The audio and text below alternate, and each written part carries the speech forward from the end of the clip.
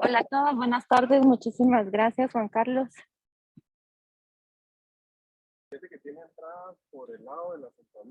Claro, con gusto.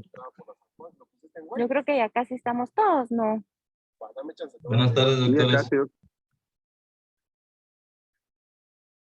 sí. Hola, Homero, ¿cómo estás? Bien, doctora. Ok. Buenas tardes. Hola, buenas tardes, Claudita. Buenas tardes, doctores. Hola. Hola, buenas tardes. Buenas tardes a todos. Chicos, yo creo que ya. Gracias, Anali. Hola, chicos. Buenas tardes a todos. ¿Cómo están? Qué súper verlos aquí. Pues sí, tal como la doctora Massati nos comentaba hace un momento, pues es importante que hablemos de la escala de valoración de alerta temprana. En términos generales, la idea pues no es solo que conozcan el tema, sino que pues que se lleven a su casa y posteriormente a los países en los que se van a desenvolver o los otros hospitales en donde se van a desenvolver, que tengan o adquieran este conocimiento para que puedan aplicar los principios básicos de implementación y detección temprana en su unidad, X unidad que sea, porque parte de lo que vamos a aprender es que es aplicable en muchos campos, o más bien todos los campos de la pediatría, no solo en el paciente oncológico. Así que EVA son las siglas de su nombre en español, que es la escala de valoración de alerta temprana. Como antecedentes, pues manejamos un término en el mundo oncológico pediátrico, que es el PPO, que se refiere a pacientes pediátricos oncológicos. Y en este sentido, pues, por lógica y entrenamiento básico de pediatría, sabemos que los pacientes pediátricos oncológicos tienen mayor riesgo de presentar deterioro clínico, peores resultados cuando van a la unidad de cuidado intensivo y sobre todo si van a la unidad de cuidado intensivo después de presentar un paro cardiorrespiratorio. En este contexto, pues estos pacientes contribuyen en gran medida a la mortalidad hospitalaria pediátrica en general y casi toda se relaciona a toxicidad, lo que se traduce en dos cosas mayoritariamente. La toxicidad por cáncer se refiere a secuelas de la quimioterapia por un lado y en otro lado infecciones asociadas a neutrófilos. Entonces, en este contexto, se sabe a partir de 1990 que el reconocimiento temprano del deterioro clínico en este contexto de pediatría, oncología, pues obviamente va a mejorar los resultados hospitalarios. En términos generales, las escalas predictivas se empezaron a aplicar en el mundo de la medicina alrededor de 1986 en el área de la medicina interna. La mayoría de escalas se empezó a desarrollar solo basada en componentes fisiológicos, de hecho, y poco a poco se fue perfeccionando y posteriormente ampliando su uso basado en evidencia hasta llegar a cierto conocimiento con años de experiencia en el contexto de las escalas predictivas en pediatría.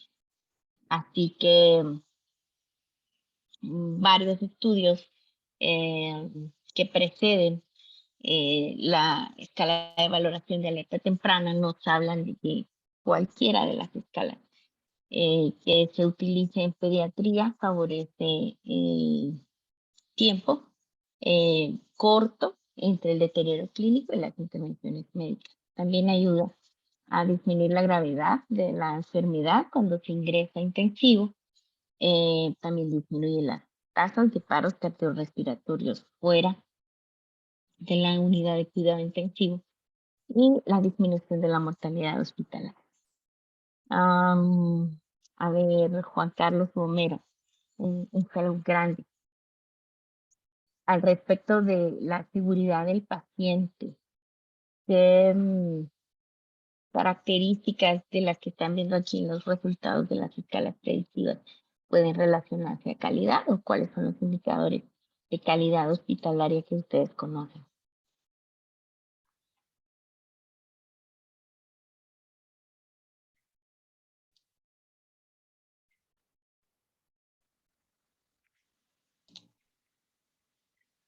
Buenas tardes, doctora. Es que no entendí muy bien la pregunta. ¿Usted se refiere a escalas predictivas de mortalidad? No, no, me refiero en términos de calidad hospitalaria, indicadores de calidad hospitalaria. ¿Cuál de estos que ves aquí en esta diapositiva se relacionan con la calidad de servicios hospitalarios? El tiempo de ingreso del paciente, desde que ingresa a la emergencia hasta cuando ingresa al intensivo, es un indicador de mejoras de calidad en el hospitalario. O sea, entre más corto el tiempo, mejores resultados vamos a tener. Ok, de hecho, pues los cuatro, cuatro resultados que apoyan el uso de las escalas predictivas en pediatría se traducen en indicadores de calidad, ya sea en pro o contra. Por ejemplo, si el tiempo es corto, como dice Homero, pues indica alta calidad de servicio hospitalario, y si el tiempo entre el deterioro clínico y el ingreso intensivo es muy largo, pues al contrario indica una baja calidad de servicios de salud. Y en este sentido, todos conocemos que mientras nuestras medidas hospitalarias tengan ciertas características, pueden permanecer en una calidad deficiente o una calidad adecuada.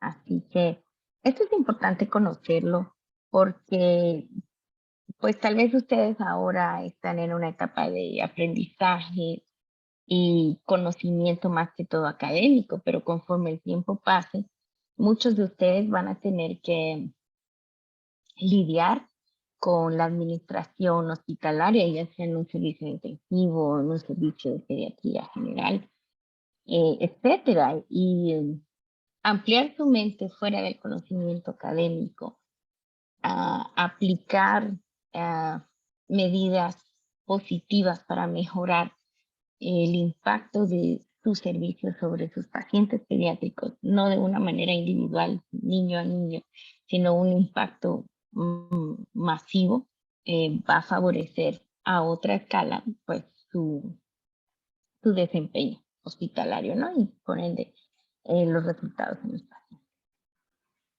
Así que para todos este artículo es conocido. Son las guías americanas para el manejo de el paciente en choque séptico pediátrico y neonatal. Como ustedes saben, estas guías se publicaron en el año 2017 y desde ahí considera que hay criterios de detección de sepsis en intervención, y estos criterios deben ser intervenidos con algunas medidas que recomiendan. Entonces, como ya sabemos, este conjunto de intervenciones para la detección temprana de sepsis, en este artículo se refiere como a sepsis bundle, y refiere que tener una herramienta para la detección temprana de la sepsis es una piedra angular del tratamiento de la misma y que al final mejora el rendimiento y el manejo de los pacientes que se encuentran en sepsis. Así que al respecto de el reconocimiento, la recomendación literal dice Hay que aplicar la herramienta institucional de disparo de acciones. Eso es lo más importante. Aunque parece teórico, al final la idea de EVAT es desencadenar acciones en base a ciertos indicadores, ¿no? Y más adelante vamos a ver que la idea es que se evalúe a un paciente en el cual esta herramienta ha disparado cierta alarma, llamémosla así, dentro de los primeros 15 minutos que el paciente se identifica como un positivo o como un paciente que se encuentra en riesgo, ¿no? Y al respecto de la reanimación, pues ustedes reconocen las recomendaciones, tales como obtener un acceso venoso dentro de los primeros 5 minutos, recolectar los cultivos sin ser demorados por la administración, sin demorar la administración de antibióticos para tomar cultivos, usar los antibióticos durante los primeros 60 minutos a la evaluación del paciente e iniciar los sinotrópicos de manera temprana. Estas dos cosas van de la mano. Y se las recuerdo acá porque esa es la idea de EVA. No tiene sentido identificar si no se va a actuar de manera temprana. Entonces, para todos es súper conocido este cuadro. De hecho, pues ya hay algunos cambios en las nuevas guías. Pero lo más importante que quiero recalcarles con esto es esta flecha que señala los 15 minutos. Cada vez que nosotros evaluemos a un paciente, ese paciente, desde que fuimos alertados, debe ser evaluado dentro de los 15 minutos. Eso, en general, debe ser aplicado en pediatría, sea en UNICAR o en UNOP, en cualquier lugar donde esté, pero de una manera mucho más mandatoria en UNOP, debido a que ustedes conocen que los pacientes en choque séptico con patologías inmunosupresoras presentan un menor tiempo en el cual tienen mayor riesgo de deterioro. Así que luego les tengo este artículo. Prioridades de investigación en el paciente oncológico y el cuidado clínico. Entonces, es un consenso internacional por medio del método de Delphi.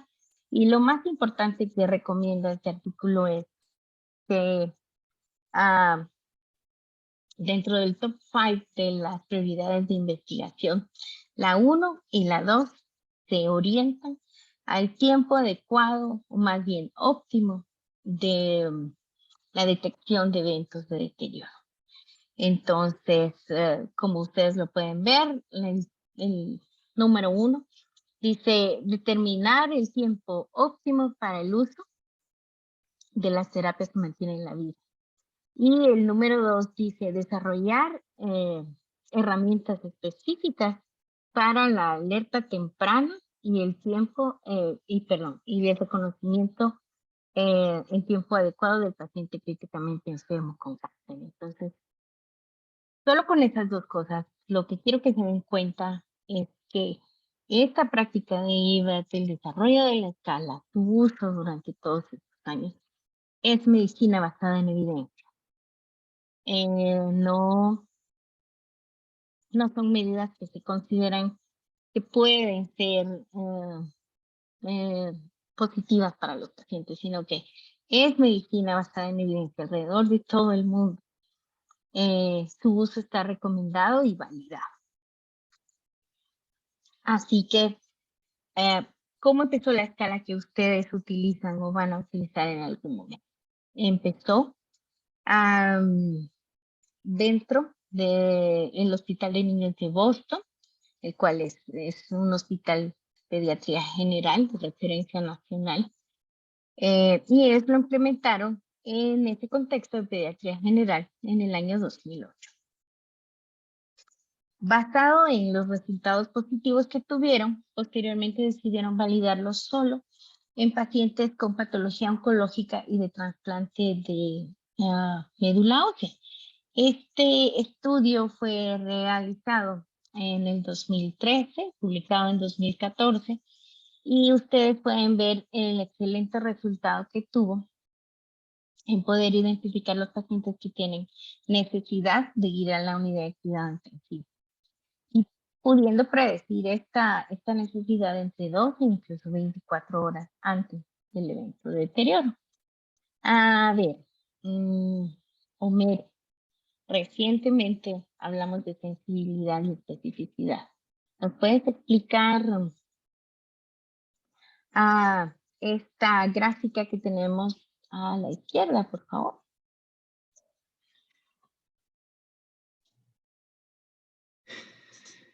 O sea, lo que entiendo yo acá en esta gráfica a la izquierda, que a través de a través del método que se empleó para evaluar a los pacientes con esta escala, o sea, tenía una alta sensibilidad y también una alta especificidad. O sea que los resultados fueron positivos para los pacientes que desencadenaron o sea que sí tenían factores para desencadenar la alerta y hacer intervenciones. Súper, Homero, muy bien. Qué bueno que revisaste el tema que habíamos quedado a platicar. Jorge, ¿recuerdas qué significa este resultado de 0.96? ¿Les puedes comentar a tus compañeros según lo que discutimos recientemente? El 0.96 es la sensibilidad, ¿verdad? Entonces es la prueba positiva de haber adquirido el estudio, ¿verdad? Y eso era lo que habíamos platicado, ¿verdad, doctora? De que eran 96% de que sí funcionó la valoración de alerta temprana. Así lo habíamos platicado. Está bastante bien. Tal vez alguien nos pueda ampliar un poco más el concepto con un poquito de propiedad. Tal vez Juan Carlos, ¿nos podés comentar cuál es el significado de esta resultado de 0.96 en la curva ROC?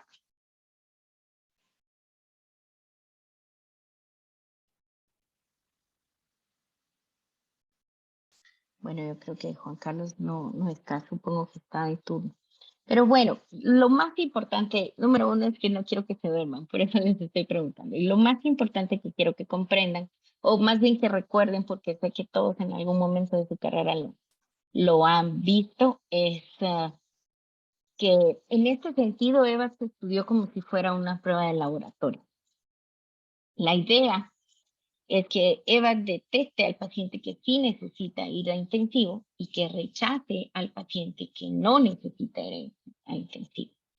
Y en este concepto debemos identificar esta área de la curva ROC como si fuera un examen donde el punteo máximo es 100 y donde por igual lo debajo de 50 es la peor nota, no puede haber, o sea, la prueba no es funcional si tiene 50 o menos 100. Visto de esa manera, la validación de Eva demostró que sacó 96 sobre 100 para identificar al paciente que sí necesita ir a intensivo y a la vez para rechazar al paciente que no necesita ir a intensivo. Entonces, esto es lo importante cuando vean una curva ROC. La perfección de la curva es cuando no se genera una curva en ese sentido entre el punto 3 y 4, sino que es una curva como a 90 grados, ¿no? Pero pueden ver que se acerca muchísimo y por eso es que el desempeño de esta curva ROC es punto 96. Con eso espero que se les quede siempre para cuando la apliquen a la lectura de otro artículo ya sepan identificar. Bueno, entonces, ahorita estamos en un punto en el que sabemos que en Boston, donde tienen 3 intensivos y donde hay más de 40 intensivistas dedicados a sus pacientes pediátricos, EVAS funciona y eso es genial. Pero ¿qué pasa con nosotros? ¿Qué pasa en las unidades de intensivo donde tenemos una relación intensivista-paciente de 100 a 1? Quiero decirles que es la relación intensivista-paciente por año de ingreso que tenemos en UNOP. Somos 4 intensivistas y recibimos entre 450 y 500 pacientes al año. Así que, ¿qué pasa en estos países? Intentamos averiguarlo por medio de la validación en un hospital de recursos limitados, como somos nosotros en Guatemala, en UNO. Así que el proyecto se desarrolló intentando investigar si la escala era válida en nuestro contexto. Como saben, quienes ya rotaron con nosotros, tenemos entre 400 y 500 niños nuevos por año. Tenemos más de 2,000 ingresos anuales y en intensivo estamos recibiendo entre 400 y 450 pacientes por año. Esto es hasta 2021. Sin embargo, al momento del año hemos superado el número de pacientes que llevábamos al año pasado, por lo que inferimos que vamos a tener al llegar a 500 ingresos por año en intensivo en este año 2022. Así que, teniendo esos datos en cuenta, tenemos que saber cómo funciona EVAS. EVAS se realiza en cada evaluación de signos vitales por medio del equipo de enfermería. Ellos, cada vez que ven a un paciente, hacen la escala, la aplican, de esto obtienen un puntaje y la idea es que después de este puntaje puedan seguir el algoritmo. Así que su responsabilidad es la ejecución de la escala y la responsabilidad del equipo médico es la evaluación del paciente y aplicar su criterio clínico a tomar la mejor decisión en base a las características del paciente. Por eso es que se dice que EVA también es un instrumento de comunicación entre las dos unidades, enfermería y médico. Así que, como les decía, esta es la manera en que EVA funciona. Lo importante es que si EVA tiene un punteo bajo, va a tener un color verde y todo va a estar bien. La rutina hospitalaria continúa de la misma manera, pero si los puntos son de 3 en adelante, esto indica que algo está pasando mal con el paciente, va a desencadenar el algoritmo y en base a ese algoritmo va a ser evaluado por ustedes durante los turnos y por todo el equipo de intensivo durante el día. Y en base a eso vamos a tomar las mejores decisiones para el paciente. ¿A qué nos referimos con un evento de deterioro? Han de saber que la idea de una unidad de alta especialidad como es UNOP es que los pacientes tengan disponibilidad de lo que necesitan en el momento que lo necesitan. De esta manera es que no se considera una práctica correcta o adecuada hacer intervenciones de un nivel superior de complejidad o de requerimiento de monitoreo en un lugar en donde no tengamos los recursos indicados o adecuados. Así que por eso es que pues tal vez los que vienen de hospitales nacionales o de otros países de recursos limitados vean normal tener un paciente intubado en el piso o sea normal que haya un paro en piso. Sin embargo, conforme la calidad de los servicios va mejorando, esto se considera inconcebible porque se supone que el paciente tiene suficientes medios para ser detectado y evitar condiciones de riesgo. Así que básicamente esos son los que se consideran eventos de deterioro, que en mi caso, yo le comentaba a Homero cuando le di esta clase la primera vez junto con los fellows de onco, es inconcebible que esto suceda en una unidad especializada de cáncer. Poner vasopresores en piso, poner a un paciente en ventilación mecánica en piso y sobre todo un paro en piso. Puede pasar definitivamente, pero la idea es que nunca. Así que esta es la escala, no pretendo que se la aprendan de memoria ni nada. La tienen a la mano todos los que están rotando en oncología y pues quienes ya pasaron con nosotros ya la conocen de memoria. Lo importante es que sepan que tiene componentes fisiológicos y estos que tienen marcados en rojo son componentes apreciativos. Componentes que nos hablan de algo que como intensivistas en general no nos gusta, no lo toleramos, que es la subjetividad. En este caso, subjetividad de la enfermera y subjetividad de la familia. Sin embargo, como ustedes saben, esto es medicina basada en evidencia. Y con evidencia científica les voy a demostrar que estos componentes aportan a poder tomar la decisión de si un paciente necesita intensivo y a detectar el paciente que necesita ir, disminuir mortalidad y disminuir fallo orgánico dentro del contexto de ingreso intensivo. Esto es importante, son las escalas para identificar cuál es la frecuencia cardíaca normal y respiratoria normal en pacientes hospitalizados. Les pongo la referencia aquí abajo porque algo muy importante es que hemos aprendido durante la carrera ciertos rangos de frecuencia cardíaca o respiratoria que consideramos normal o no. Sin embargo, volviendo a hacer referencia a esto, para validar una prueba todo debe ser medicina basada en evidencia. No puedes tener subjetividad en ninguno de los componentes o pilares de tu investigación.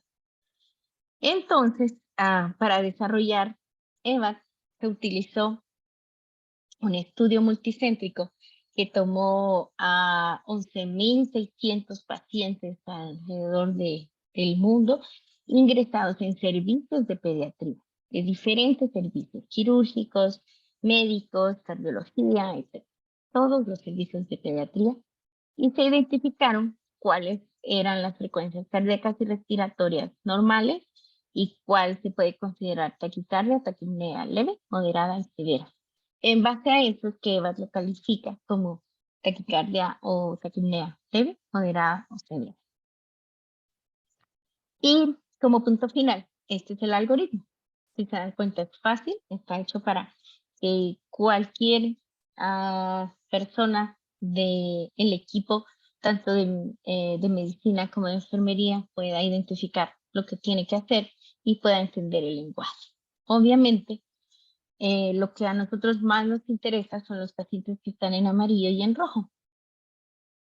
Pueden ver que los pacientes que están en amarillo dice considere la consulta al médico de intensivo. Y el paciente que está en rojo es mandatorio consultar a intensivo. Para mí es muy necesario que entiendan que no todos los rojos deben ir a intensivo. Eso no es una regla, porque entonces sería una receta de cocina y por gusto estudiamos.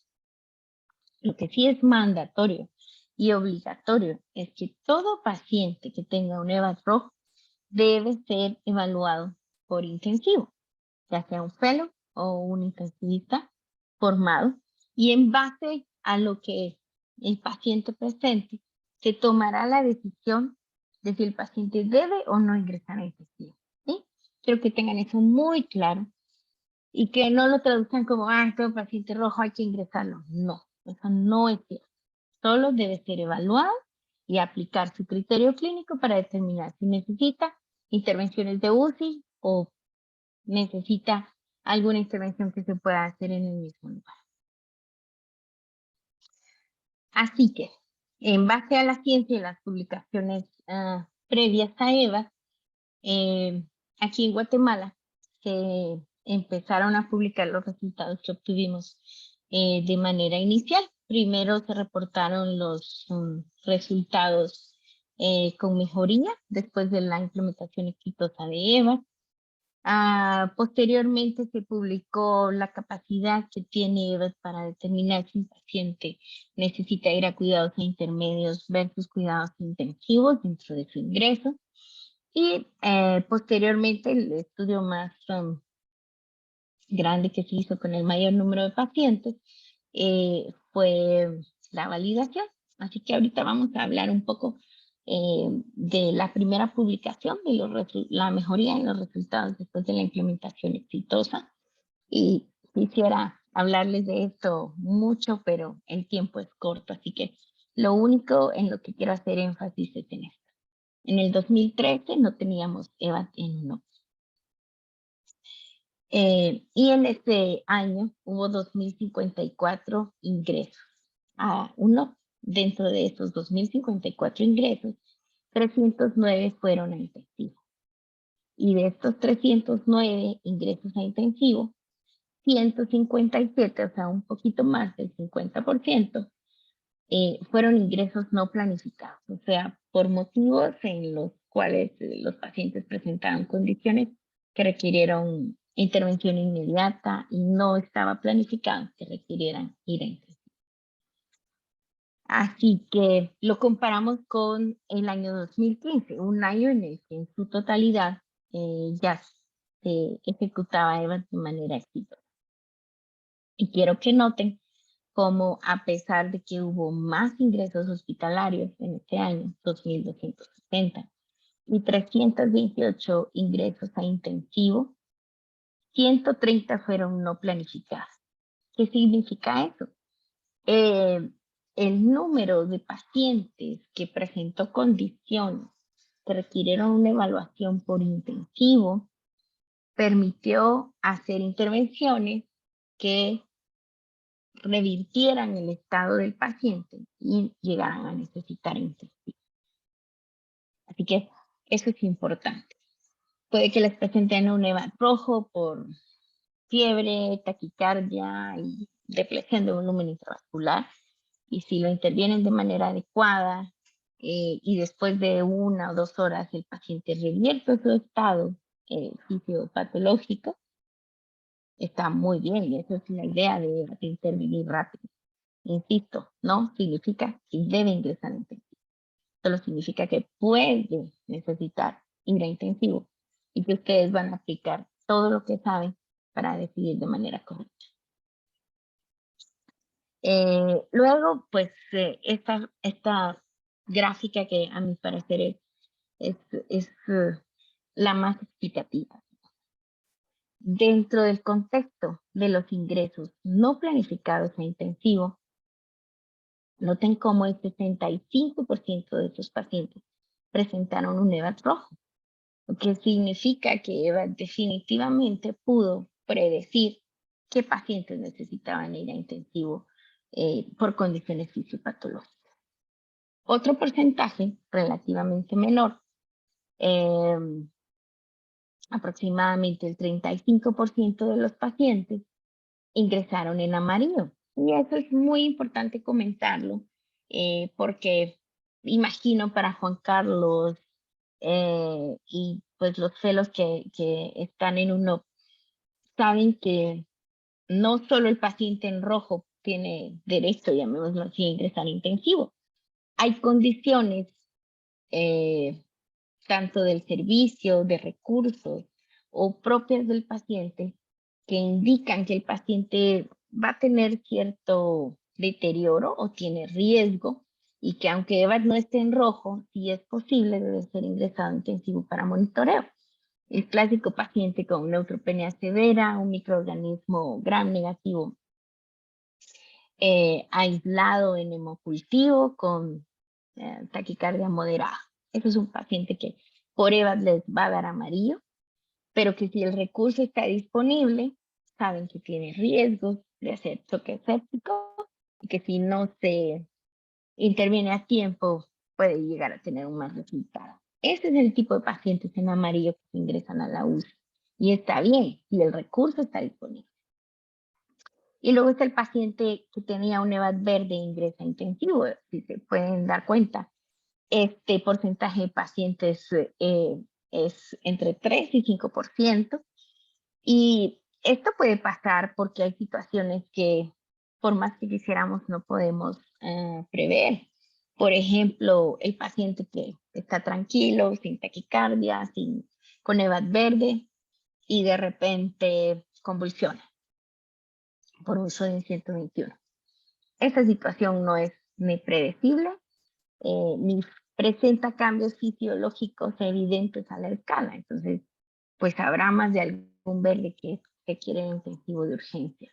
O por ejemplo, un paciente que está tranquilo y presenta epistaxis masiva, pierde 500 cc por trombocitopenia y un trauma nasal leve, ese paciente no presenta situaciones fisiológicas que permitan la predicción del deterioro. Sin embargo, se deterioran y requieren ir al intensivo de manera urgente. Entonces, esta es la distribución que hasta hoy permanece en intensivo. Y pues es bueno que siga así porque significa que tenemos un rango muy amplio de predecir estados de deterioro. Ahora vamos a hablar de la validación. La validación, en cierto modo, es lo más importante porque es la prueba de que la escala es funcional y que si se mantiene bajo ciertas características de calidad, va a permitir obtener su impacto positivo de manera consecutiva. Así que lo hicimos con una muestra de 130 casos, una relación 1:1 en casos y controles, analizando el EVAD tanto documentado como corregido.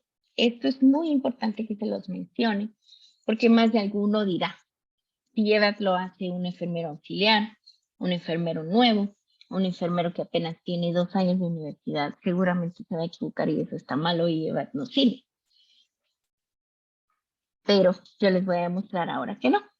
Este es el desempeño de la escala aquí en Guatemala, en 1. Si se pueden dar cuenta, el desempeño fue de 0.94. Es muy bueno, es un 94 sobre 100. Y pueden ver que hay 2 curvas, el EVAD documentado y el corregido. El documentado es el EVAD que tiene errores. El EVAD en que la enfermera pudo poner un 1 en vez de un 2. El EVAD que pudo quedar amarillo en vez de quedar rojo. Aún así, la escala tiene un excelente valor predictivo y con excelente sensibilidad y especificidad. Así que esta es la prueba de que aunque alguna enfermera pueda equivocarse en calcular EVAD, la escala sigue siendo funcional y capaz de predecir qué paciente necesita ir a UCI. Y se recuerdan que les decía que todo es medicina basada en evidencia. Vamos a quitar esto un poquito. Nazaret, yo sé que no estás haciendo un up, así que esto puede parecerte nuevo, pero según tu capacidad de análisis de esta diapositiva, ¿considera lógico que un paciente con EVAD de 7 puntos vaya a intensivo?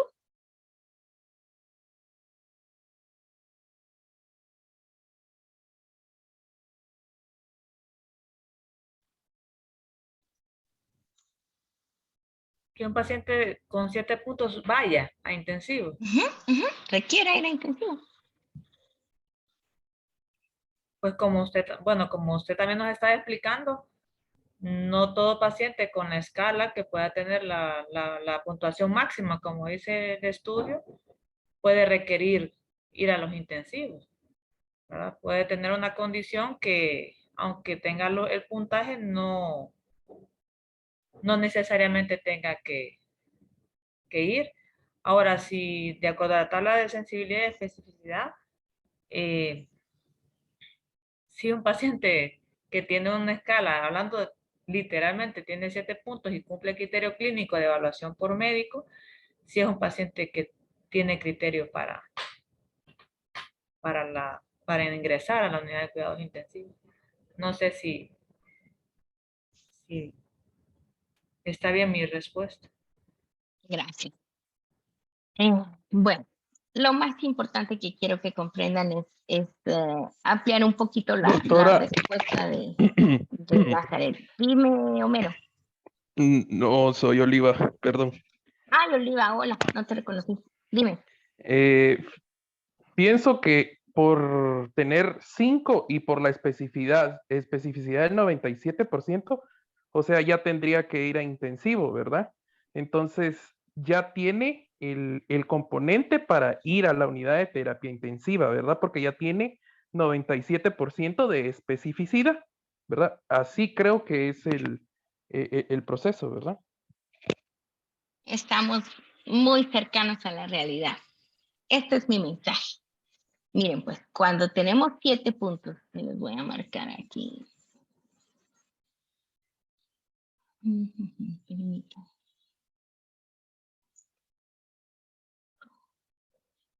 No sé si pueden ver. Sí. Aquí está mi 7. Cuando tenemos 7 puntos, o el punteo máximo, como dijo Nazaret, son 11 puntos, ¿verdad? Si tenemos esos punteos súper altos, es muy lógico pensar que el paciente va a ir a intensivo o necesita ir a intensivo. Pero miren cómo se comporta la sensibilidad versus la especificidad. Yo sé que todo aquel que no tiene 7, muy probable no vaya a intensivo. Pero todo aquel que tenga 7 tiene cierta posibilidad de ir a intensivo. Igual es con el 0. Yo sé que todo paciente que tenga 0 muy probablemente no vaya a intensivo. ¿Sí? Pero existirá más de algún paciente que tenga 0 puntos que necesite ir a intensivo. Estos son como los límites del rango. Ahora lo que yo quiero que vean es esto. Lo más importante es el número 4. Porque tal como dice Oliva, tengo una buena sensibilidad y una buena especificidad. Tanto en el EVAT que tiene errores, que es el documentado, o en el EVAT que ya se revisó y se sabe que es correcto. ¿Qué significa eso en términos coloquiales? Hasta el papá de un paciente o hasta el ciclero, dirían en el San Juan de Dios hace mucho tiempo, sabe que un niño que está azul, con los ojos en blanco, que no responde y que tiene movimientos extraños, probablemente esté convulsionando y se va a morir. Eso lo sabe el ciclero. Y igual, hasta el ciclero sabe que un niño que anda corriendo, contento, comiendo dulces y jugando no necesita ir a intensivo. Eso es lo que nos dice en ese rango, entre 0 y 7. Sin embargo, a partir de los 4 puntos de EVAT, nosotros tenemos una excelente capacidad para predecir quién sí y quién no necesita ir a intensivo. Y lo más importante que quiero que traduzcan esto a su práctica clínica diaria es que no necesitan que un paciente tenga 11 para que decidan trasladarlo a intensivo. No necesitan que un paciente esté en rojo. A las 6 de la tarde tiene 5. A las 7 de la tarde tiene 6. A las 8 de la noche tiene 7. Y hasta que llegue a 11, ay, sí, hoy sí lo vamos a meter en intensivo. No.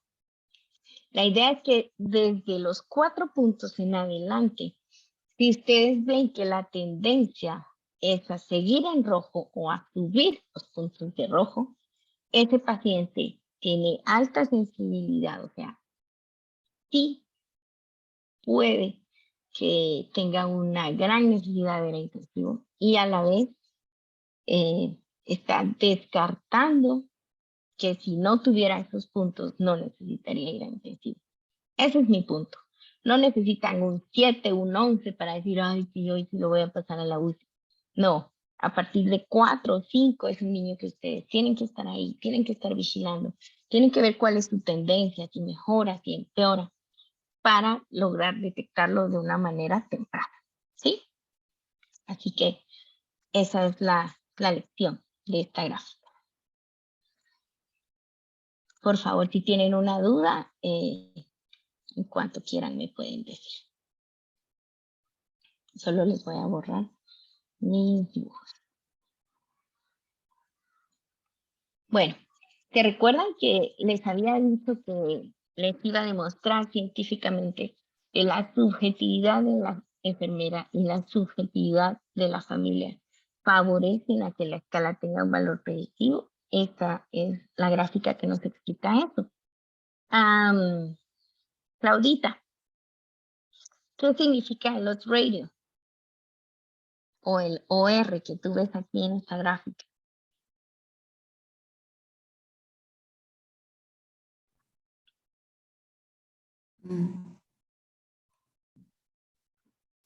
Fíjese, doctora, que buenas tardes. El Hola. odds ratio me parece que es más confiable arriba de 1, pero no recuerdo muy bien el concepto del odds ratio. Ok, ¿alguien que pueda ayudar a Claudita? ¿Quién se acuerda?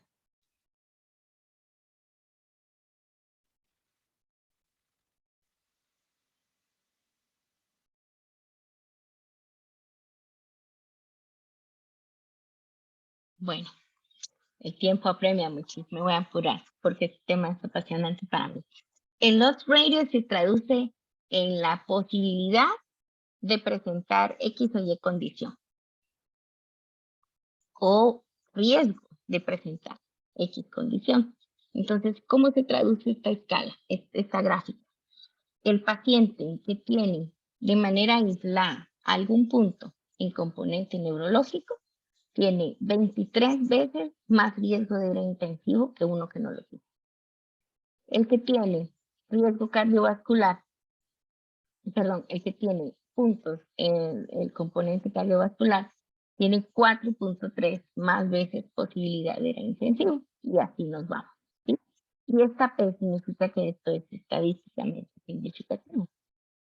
Quiero que vean cómo la preocupación del familiar y la preocupación de la enfermera aportan también riesgo de requerir ir a intensivo. De hecho, de manera aislada. O sea, yo no necesito tener puntos en los componentes fisiológicos, más puntos en la preocupación de la enfermera y familiar para decir, sí, este paciente sí necesita ir a UCI.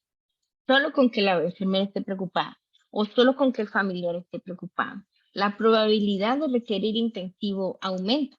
Y llama la atención cómo con estudios previos, que yo creo que los que han pasado por uno conocen su existencia, estudios en los que refieren que el nivel socioeconómico de Guatemala es de los peores del mundo al respecto de los padres de pacientes.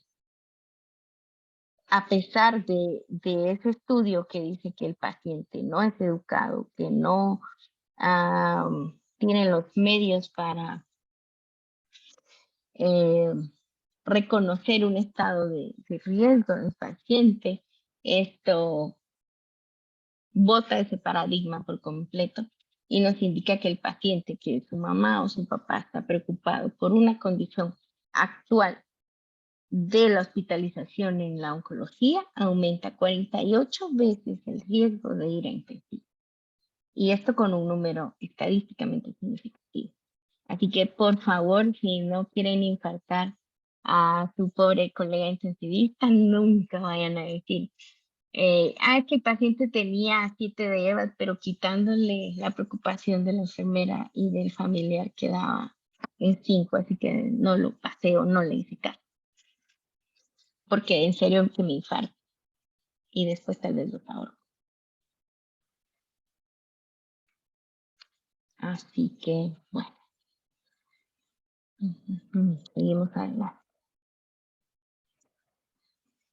¿Qué pasa con EVAs? Miren esto. Los cambios en EVAs previo al traslado no planificado. En nuestro eje Y vemos los EVAs documentados, o sea, EVAs que tienen errores, que tienen algún grado de error en enfermería. Y en nuestro eje X empezamos de atrás para adelante. Este 24 indica 24 horas antes del ingreso. Y aquí en el lado derecho, la hora 0 es la hora en que el paciente ingresó a intensivo. Miren cómo en la comparación entre los casos, que fueron los pacientes que fueron a intensivo de manera no planificada, y los controles, que son iguales en edad, en patología oncológica, en servicio de ingreso y en días de estancia hospitalaria, o sea que son pacientes prácticamente iguales, no presentaron riesgo versus los casos. Miren cómo el EVAT a 24 horas antes de ir a intensivo estaba entre 2 y 3 puntos, y conforme las horas de ese día fueron pasando, llegó hasta tener 6 o 5 puntos. Y cómo con esos 6 o 5 puntos requirió ir a intensivo. Esto también es estadísticamente significativo y nos indica que los EVAT incluso pueden tener algún grado de error en su ejecución por enfermería, aún así es predictivo.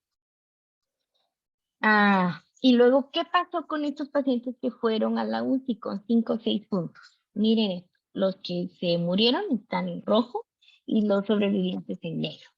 En el eje Y, otra vez vemos los EVAT con algún grado de error, y en el eje X lo mismo. Estos son 24 horas antes de ir a UCI, y en el lado derecho, la hora 0, o sea, la hora en que los pacientes ingresaron a UCI. Y miren cómo los pacientes que se murieron o los no sobrevivientes tenían un EVAT más o menos de 4 un día antes de ir a intensivo. Y como este EVAT subió hasta 7 puntos cuando entraron a intensivo. ¿Qué significa eso? Que a más número de EVAT o un EVAT más alto al momento de ingreso intensivo, más riesgo de mortalidad. Por eso les digo, no tienen que esperar un EVAT de 7, un EVAT de 10, un EVAT de 11 para decidir ingresar a intensivo. Un EVAT de 5, un EVAT de 5 como máximo, 6, es aquel paciente que debe ingresar a intensivo. De otra manera, ingresa tarde. Así que esto también lo comparamos con el PIM. Los pacientes que tenían un EVAT máximo de 7 o más puntos en el día previo de su traslado intensivo presentaron PIM mayores y por ende mayor mortalidad, con una P estadísticamente significativa. Para quienes hacen PIM saben que un PIM de 7.1 es relativamente alto, y esto significa que hay una correlación entre el EVAT mayor de 4 o igual y riesgo de mortalidad. Luego quiero que vean esto. A ver, siempre vamos con el A. El cuadro A en el eje Y tenemos el porcentaje de pacientes, el porcentaje de horas libres de ventilación mecánica, ¿sí? Y en el eje X tenemos las horas después del traslado intensivo. O sea que aquí en el 0 es el momento en el que el paciente ingresó a intensivo. Quiero que vean cómo los EVAs mayores o iguales a 6 tuvieron menos tiempo libre de ventilación mecánica, lo que significa que fueron intubados más rápido en el intensivo, o sea, entre su hora 0, entre la hora que llegaron y X hora posterior requirieron intubación. Ustedes saben que incluso es un parámetro que mide PIM, ¿no? Si el paciente se intuba dentro de la primera hora de su ingreso intensivo, es que iba muy mal. Y esto es directamente relacionado con esta gráfica. Y a más intervenciones de intensivo dentro de sus primeras horas de ingreso, es que el paciente iba peor. Y el cuadro C es exactamente igual, pero con vasopresores. Miren cómo los pacientes que tuvieron EVAT de 6 pasaron menos horas libres de aminas en este caso. ¿Qué significa eso? O refuerza la idea de que a mayor puntaje de EVAT el paciente ingresa peor a intensivo. Así que no deben esperar que el EVA sea tan alto para pasarlos a intensivo. Doctora, Repito, dime. ya lo mero. O sea, sí, pues en esas últimas dos gráficas es que a mayor EVA requirieron intervención con ventilación mecánica aquí a la izquierda e intervención con vasopresores aquí a la derecha. O sea que hubo mayor, porque ingresaron con un EVA más elevado, ¿verdad? Que era como se correlacionaba con las gráficas anteriores. Con respecto a la mortalidad, el mayor EVA la mayor mortalidad se dio en los pacientes que tenían mayor EVA también. Así es. ¿Hubo Así es, algún Homero. factor que haya, o sea, que haya algún factor que no hayan visto? Porque aquí solo en el documento habla de que se midió en las 12 y 24 horas previas al ingreso, ¿cierto? ¿Algún factor que no hayan detectado y por eso reportaron el EVA tarde? Ya, más o menos entiendo tu pregunta. Tú dices que ¿por qué pasaron tarde? ¿Por qué pasaron Ajá, con EVAs sí. mayor? Ya, definitivamente ahí no hay de otra. Criterio clínico. No hay más porque, de hecho, lo vamos a ver a continuación. La enfermera, su papel llega hasta avisar al médico. Y todo esto que hemos estado viendo de EVA y los errores, etcétera, se basan en calidad. Esto es un tema aparte, estadísticamente también es súper apasionante, pero hoy no tenemos tiempo para discutirlo. Pero el punto es que desde que EVA te empezó en el hospital, en el año 2015 ya establecido como tal, hasta el día de hoy, hemos mantenido menos del 5% de errores en EVA. ¿Qué significa? Que de 100 EVA que hacemos, 95 son correctos. Y así nos hemos mantenido en 7 años. Así que todo esto que Homero nos dice, ¿por qué ingresaron más tarde? No es por error de enfermería, porque esa medición de calidad lo certifica. Es puro criterio clínico. Por eso les digo, de ustedes dependen con qué punteo van a ingresar al paciente. Entonces, si ven un 5, dicen, no miro taquicárdico, no sé qué, pongámosle antibióticos, pongámosle volumen, no sé qué. Se van a cenar en su turno, a ver los ventilados. A las 4 horas ese paciente tiene 7, ya se fregaron. Porque ya van tarde con ese paciente, porque no le dieron el seguimiento adecuado y porque aumentaron su riesgo de mortalidad.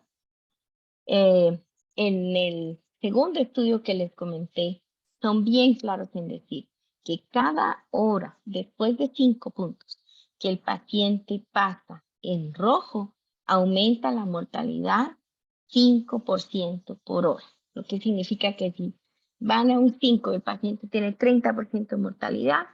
Cuando tenga 7, ya tiene 40. Cuando tenga 8, tiene 45 y así van. Algo importante, Homero, con lo que decías de esta gráfica.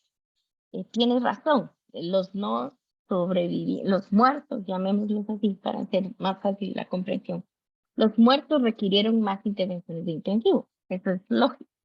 Pero lo más importante de esta gráfica es que dentro de la línea del tiempo entre la hora 0, la hora que el paciente ingresó, a cumplir su primer día, los pacientes que tenían más EVA o más puntos de EVA necesitaron más rápido esas intervenciones.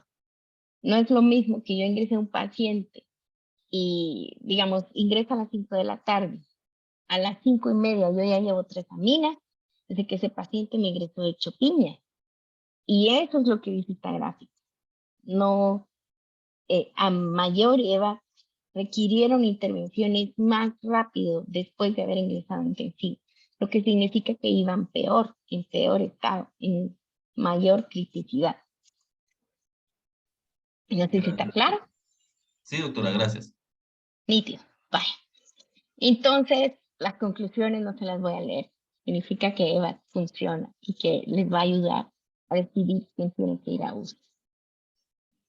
Para fines de sus jefaturas, cuando sean jefes, deben de saber que no solo tiene todos estos beneficios clínicos, sino que también tiene beneficios económicos.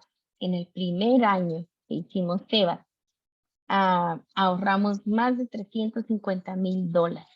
¿Por qué o de dónde viene el ahorro? Viene de evitar o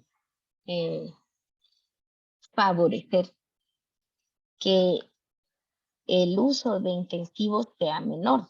En el primer año de EVAT logramos liberar o tener menos días de estancia hospitalaria en intensivo, 457 días menos. A ver, Juan Carlos u Homero, ustedes que andan medio en lo administrativo, ¿cuánto está estimado que cuesta tener un paciente en la UCI? Yo tenía entendido que son más o menos 25,000 quetzales por día en la UCI. Más o menos. Así es, más o menos. Eso sin ventilación mecánica, ¿verdad? El paciente que está intubado cuesta más.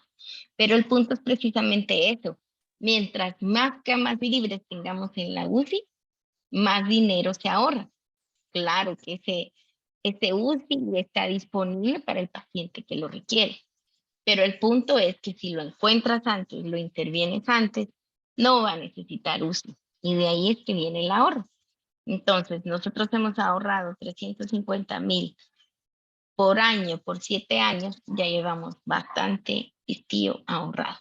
Así que también demostramos científicamente que es una medida costo efectiva.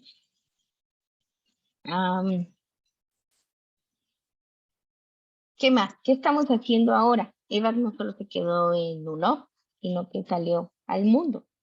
Así que actualmente estamos en 73 hospitales en 19 países. Aparte de eso, este año estamos lanzando la implementación de EVAT en línea para el África. Vamos a empezar con 5 países de África. Aquí el primero es Zimbabue y pues me siento muy orgullosa de contárselo porque ustedes están haciendo algo que ha llegado a impactar el mundo de una manera real, el mundo de los pacientes oncológicos, y lo podrían implementar en sus países, en sus centros, etc. ¿Qué ha pasado en el mundo, en todos estos países definitivamente que hemos publicado? Actualmente EVAT ya llegó a las 30 publicaciones. Súper orgullosa de eso, lo pueden buscar y leer, pero es como un mundo aparte. Pero lo que les quiero enseñar es eso. Hicimos una evaluación de los factores de riesgo, tanto clínicos como organizacionales en la mortalidad durante los eventos de deterioro en Latinoamérica. Y pueden ver, marcado ahí con la flecha, que al respecto de la mortalidad, tampoco es que se haya descubierto el agua azucarada. 97.4% de los eventos que presentaron mortalidad se asociaron a paro, 63% se asociaron a intubación, 44% se asociaron a minas, 61% a ventilación invasiva y 60% a falla renal y terapia de reemplazo. ¿Qué significa eso?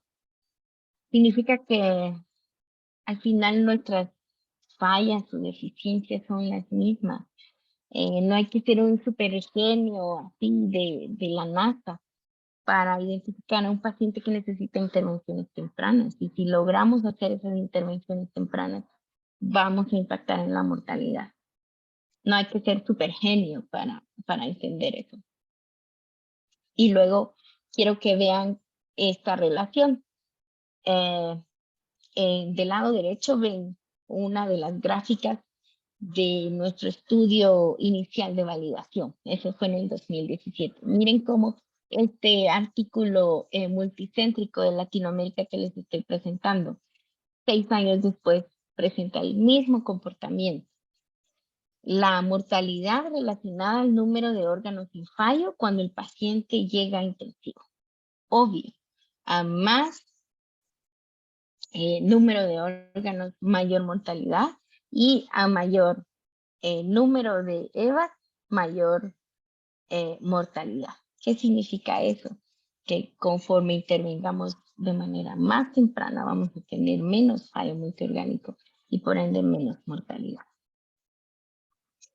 Esta es la distribución de los eventos de deterioro en todos los países de Latinoamérica que ingresamos al estudio. Como pueden ver, es bien dispersa. Hay lugares que presentan, por ejemplo, aquí, miren, como 92% de mortalidad, este puntito verde, que obviamente no se pone qué países, pues, por ser un poco objetivos y respetuosos. Nosotros estamos por aquí, menor del 30%. Pero lo más importante que quiero que sepan es esto. A pesar de la dispersión de los datos y de las condiciones diferentes de los hospitales que participaron en este estudio de EVAS latinoamericano, miren cómo las distribuciones son súper parecidas al respecto del paro en pisos, de las intervenciones de aminas en pisos, y de la mortalidad versus el evento de deterioro por 1000 pacientes guía. ¿Qué significa eso? Lo mismo que les acabo de repetir, las condiciones relacionadas a la mortalidad en Latinoamérica en países con dinero y sin dinero.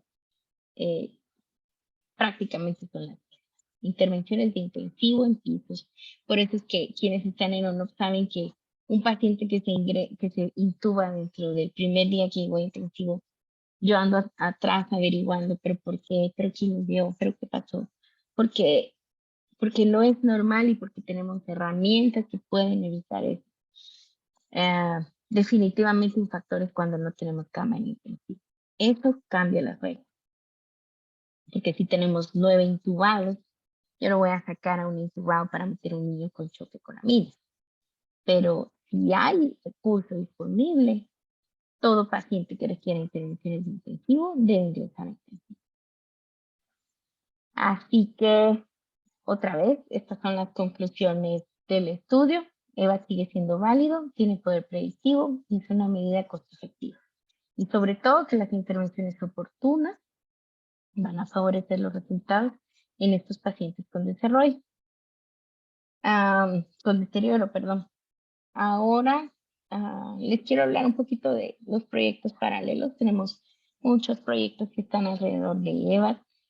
No se los voy a presentar, pero estamos orientados a calidad de servicio hospitalario, calidad de la comunicación, calidad de recursos disponibles para pacientes con cáncer y identificación de situaciones o características de los centros que pueden implementar y mantener EVA a través de los años. Así que básicamente esas son las aristas con las que estamos trabajando ahora. Muchos bueno, no muchos porque no somos muchos, pero algunos de los compañeros del posgrado han trabajado durante su entrenamiento en EVA y todas sus aristas.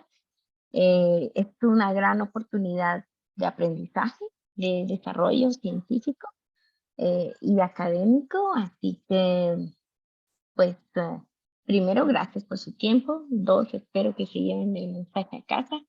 3, si alguien tiene dudas, son bienvenidas. Y 4, pues espero que esta plática les estimule a incursionar un poquito en ese campo que no es tan relacionado con lo que hacemos o con la línea de entrenamiento que ustedes llevan, que es prácticamente académica, sino que se relaciona un poco más con el quehacer diario hospitalario, con una visión nueva y tal vez un poco más amplia, así tipo big picture. Así que gracias, chicos. Doctora. Muchas gracias, Alejandra. Sí, Doctora- ¿quién? Nazaret. Nazaret. Sí, solo como comentario, la verdad, y pues uno todas estas cosas las va aprendiendo y lo que también me gustó del estudio es que es aplicable, ¿verdad? Como mismo decía de los resultados, también a países con recursos limitados, ¿verdad? O sea que sí podemos hacer que funcione y eso es importante porque en medio de las limitaciones podemos hacer este tipo de cosas, intervenciones tempranas, como dice. Y como usted bien también lo estaba mencionando, no solamente aquí, sino en cualquier lado, como usted lo mencionó, para poder mejorar, ¿verdad? Calidades de atención y así, pues, esperanza de vida a los pacientes. Entonces, así sí me llama mucho la atención porque a veces creemos que teniendo más es que podemos hacer más y al final, pues, eh, es equitativo todo, pues.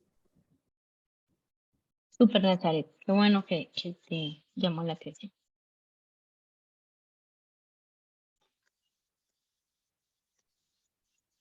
¿Alguien más?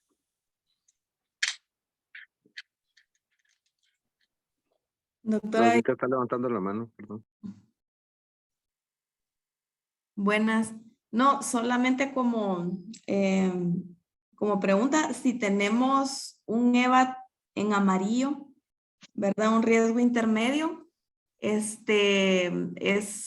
indicado valorar más frecuentemente el EVAT en las siguientes horas, es decir, no esperar 4 horas, sino que empezar a valorar ese paciente cada hora, por ejemplo. Claro, Claudita, gracias por preguntar. De hecho, no fui tan enfática en esto, pues porque yo soy quien me encargo de darles a ustedes la introducción a EVA cuando lleguen a UNOP. Y ahorita me enfoco más en que comprendan su funcionalidad y cuál es su papel como intensivista, pero sí, definitivamente parte de las tareas de enfermería es aumentar la frecuencia de las evaluaciones. Si se dan cuenta, aquí en verde, el paciente continúa en la evaluación rutinaria, aquí en UNOP se hace cada 3 horas.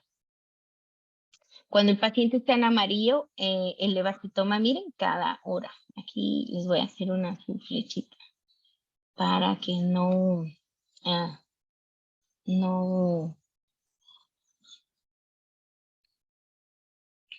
no se pierdan. Ay, ujú. Miren, y no está ahora. Y en rojo, pues también. Y no está ahora, además de otras cosas, ¿verdad? Como evaluación clínica en la cama del paciente, contarle al oncólogo, monitoreo continuo, etcétera, de cosas. Entonces, sí, definitivamente, como tú dices, Claudita, conforme la gravedad del paciente aumenta, las intervenciones y el monitoreo debe aumentar. Eso funciona así. Y sí, como tú dices, la idea no es esperar 4 horas. Si un día cuando estén de turno en uno me llaman y me cuentan que tienen un paciente en 4 y son las 4 de la tarde, hacemos un par de intervenciones, luego a las 5 el paciente subió a rojo, yo creo que ya es lógico que no se debe esperar más porque hay signos de deterioro a pesar de intervención y vuelvo a lo mismo, ¿para qué vamos a esperar que esté en 7, en 10 o en 11? Y sabemos que se está empeorando sin que hagamos nada, mejor pasarle intensivo a intervenirlo con todo de una vez. Gracias, doctora.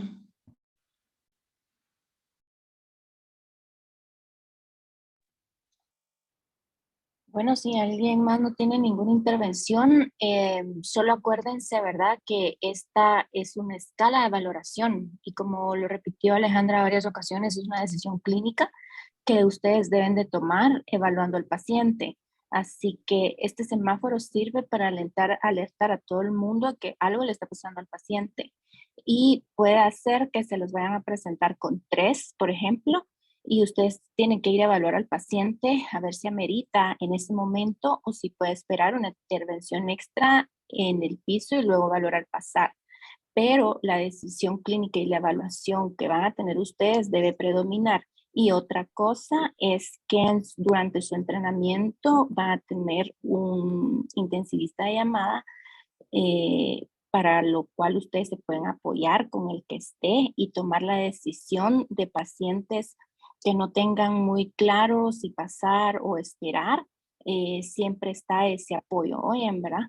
Entonces te agradecemos mucho, Alejandra, haberte tomado el tiempo de hacer la presentación. Sé que estás al cañón pendiente de esto todos los días y yo creo que igual cuando vayan pasando y van surgiendo dudas, te pueden ir preguntando y ellos igual van a ir, ustedes van a ir aprendiendo de cómo se trabaja esta escala en la unidad y pues no sé si hay alguna otra duda. Te agradecemos mucho nuevamente, Alejandra, por habernos dado esta introducción al EVA. Y también te felicito por todo el trabajo que has hecho, Ale. Has evolucionado un montón por lo que me he dado cuenta en estos últimos años y qué bueno. Gracias, Amalia. Gracias a todos. Ahí nos vemos. Gracias, doctoras. Chao, Gracias, chicos. doctoras. Gracias, doctora. Adiós. Gracias. Oh.